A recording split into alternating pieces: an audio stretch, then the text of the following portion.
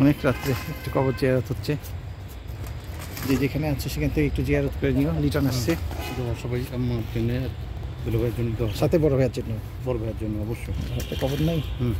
ওকে। আব্বা আসছে কষ্ট করে মশার কামড় খেতে খেতে। যাও যাও যাও যাও আব্বা, আর তাড়াই থেকে না, অনেক মশা, অনেক মশা। আসো আসো আসো।